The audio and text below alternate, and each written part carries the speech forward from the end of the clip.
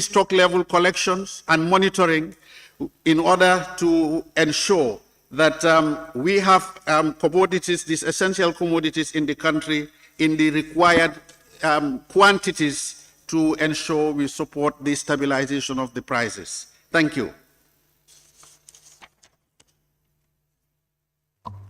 Honorable Member, supplementary.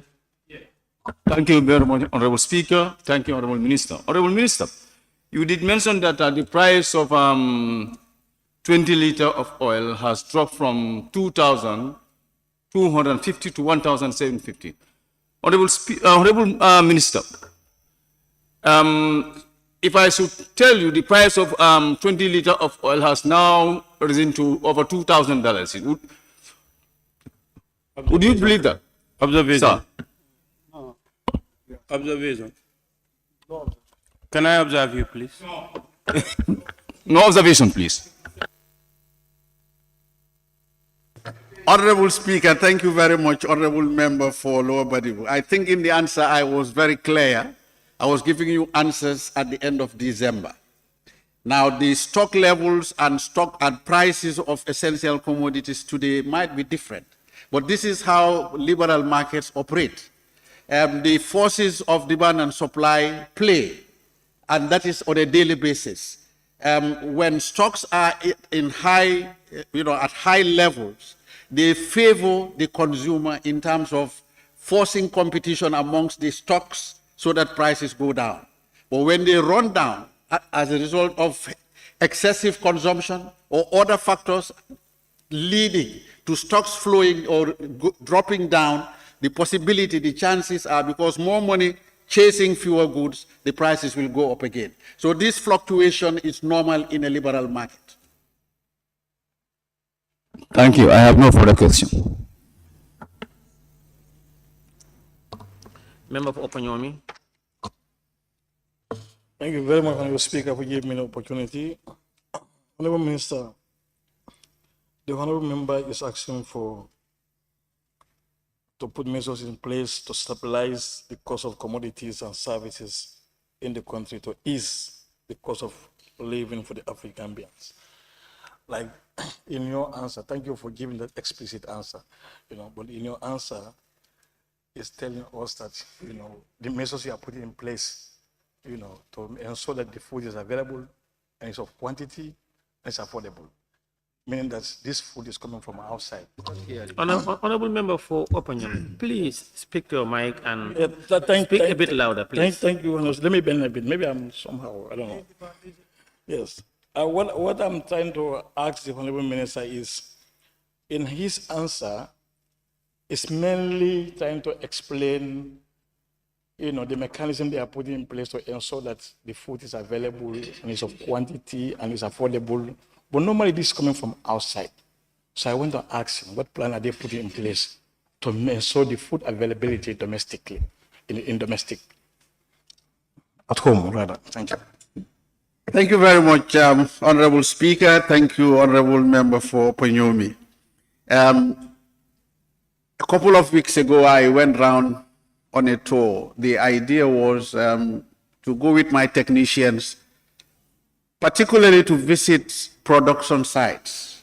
And we visited some large-scale farms. We visited some smallholder production centers. We were trying to understand what was going on, because my ministry gives incentives to investors to attract them into vital areas of the economy that we think investors need to be interested in, particularly agricultural production. And what we are doing in that regard is we are coming with some policy to get government and partners to focus on supporting agricultural production, that is food production, at two levels. The Ministry of Trade believes that you need to go large scale, but you also need to support the smallholder farmers by identifying some champions in every aspect of the production food chain, support them individually so they can scale up their production. Those subsistence farmers But that needs to be complemented by a functional cooperative network that will work with the farmers, those smallholder farmers, so that when they increase their production, they produce more than they consume, and maybe increase the cycles to 2 and 3. Once you are able to do that, the cooperatives are supposed to aggregate and collect the surplus foods from these farmers. That is what you will now transfer to the other parts of the country and sell them. That is at the smallholder level. So this we need to do with the Ministry of Agriculture, with other partners. We need to convince them to join us in this journey. These large-scale farmers also need to be given incentives to come in. He mentioned the Q group, who are very far at the moment. GAIPA is working with them, but we have other groups. We have other Gambians. And parts of our plans currently, in fact, in the next couple of weeks, my ministry and the Office of the Vice President and probably other ministries like Agriculture will be engaging the diaspora, the Gambian diaspora, and lure them, invite them with incentives into investing into agricultural production. Our target is to provide food from the Gambia and not import it. Currently, that is what is harming this country. So thank you. I hope that answers your question. Thank you. Thank you. Member for Joshua. Thank you very much, Honorable Speaker. Honorable Minister, during your intervention, you made came with very brilliant ideas, and also a lot of efforts has been made through the shipping agency, the Gambia Port Authority. What are your plans after all this in dealing with the business community who are not ready to cooperate with you, with your ministry, in dropping the price down? Let me, Honorable Speaker, thank you very much, and the Honorable Member, thanks for the question. You see, the private sector is a very strong partner to government. Government can never be involved in the buying and selling of commodities. We need the private sector to be comfortable in that space, to invest their money, and no investor invests to lose. They invest to gain. So our role as the facilitating ministry is to ensure the playing field is smooth. And that means government bending backwards if we have to, but the private sector also bending backwards if they have to. That's why there is this forum that has been in government for some time, which we are reviving. We are hoping that by end of this week, in fact today, this particular day, the business community is meeting with my technical team to explore the possibility of meeting the executive by end of this week. The Business Council is being revived, and one of the objectives of that Business Council meeting is for the executive and the business community to share a table and talk about some of the challenges they face. Government also talks about their concerns, and we try to narrow our gaps and differences, meet in the middle in the interest of the consumer. So that's, for me, the key to addressing this issue of whether the business community is sensitive to our plight or not. Thank you. Thank you. Question number 0257 of 2022 by the member for Serekunda. I'm being informed that he has issued an authority to the member for Sabasanjal to read on his behalf. Thank you very much, Honorable Speaker, for giving me the floor and the chance to read this question on behalf of the Honorable Member for Serekunda. Honorable Speaker, could the Honorable Minister for Trade, Industry, Regional Integration and Employment tell this August Assembly if there are any policies regulating the community convenient shops? Thank you. Thank you very much, Honorable Speaker. Thank you, Honorable Member for Serekunda, courtesy of the member for Sabasanja. Honorable Speaker, the Ministry of Trade, Industry, Regional Integration and Employment is committed to promoting the development of the retail sector, particularly the corner or community convenience shops that mostly deal with essential commodities. The ministry under the Essential Commodity Act 2019 regulates the importation, distribution, and retailing of essential commodities to ensure their availability at fair and reasonable prices by requiring importers, distributors, and major retailers to regularly provide import data, stock levels, wholesale and retail prices of essential commodities.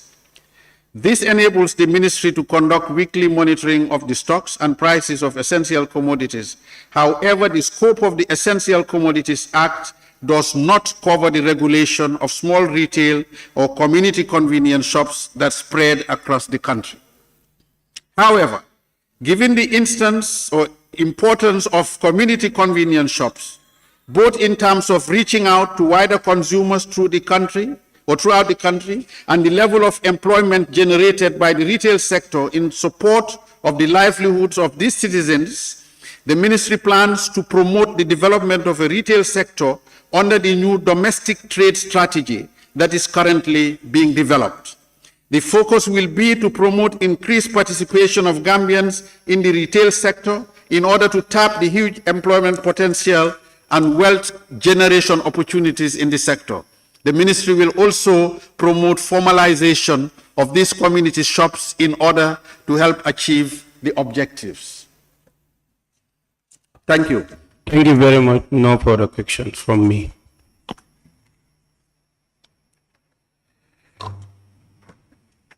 Thank you. Question number 043 of 2023 by the member for Bakau. And I'm being informed he issued an authority to the member for Latrikunda Savage to read his question on his behalf. And the member for Latrikunda Savage is absent.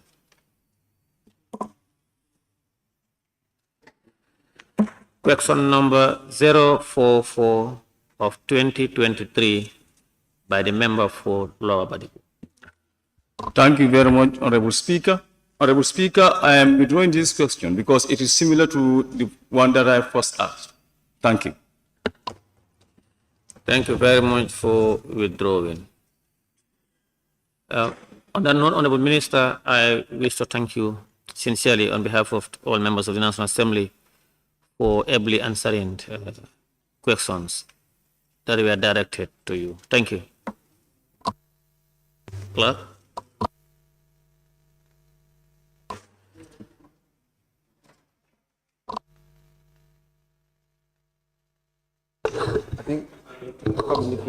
I'm being informed that due to an emergency, the question for the Minister of Energy and Petroleum have been rescheduled for another date.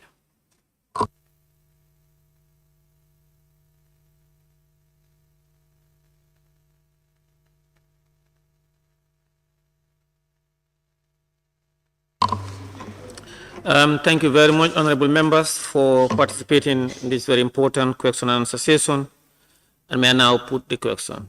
Be it resolved that this August Assembly do stand adjourned until Thursday, 16 March 2023 at 10 a.m. Those in favor, please say aye. Those not in favor, please say no. The ayes have it. The Assembly now stand adjourned until Thursday, 16 March 2023 at 10 a.m. prompt.